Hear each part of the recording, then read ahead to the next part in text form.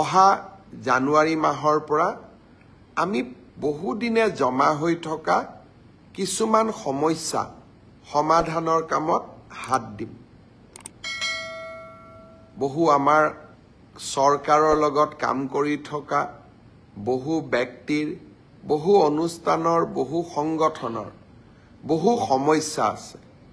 অহা জানুৱাৰী মাহৰ পৰা লাহে লাহে সেই সমস্যাবিলাক সমাধানৰ দিশতো মই ব্যক্তিগতভাৱে চকু দিম। অসমলৈ উভতি গৈ খুব সোনকালে আকৌ এবাৰ ফেচবুক লাইভত লগ পাম। গতিকে ছাৰ বাইদেউসকল, মুখ্যমন্ত্ৰী ডাঙৰীয়াৰ মন্তব্যৰ পৰা আপোনালোকে নিশ্চয় জানিব পাৰিলে যে অহা জানুৱাৰী মাহৰ পৰা ৰাজ্যৰ চৰকাৰী কৰ্মচাৰীসকলৰে হওক বা অন্যান্য সংগঠনসমূহৰ যিসমূহ সমস্যা আছে সেই সমস্যাসমূহ সমাধান কৰাৰ বাবে মুখ্যমন্ত্ৰীয়ে নিজেই পদক্ষেপ গ্ৰহণ কৰিব। অৰ্থাৎ চৰকাৰী কৰ্মচাৰীসকলৰ ট্ৰেন্সফাৰে হওক বা পদোন্নতি হওক, যিসমূহ সমস্যা আছে সেই সমস্যাসমূহ অতি শীঘ্ৰে সমাধান হ'বলৈ গৈ আছে।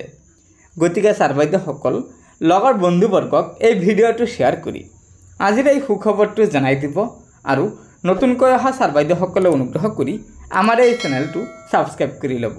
ধন্যবাদ। জয় আই অসম।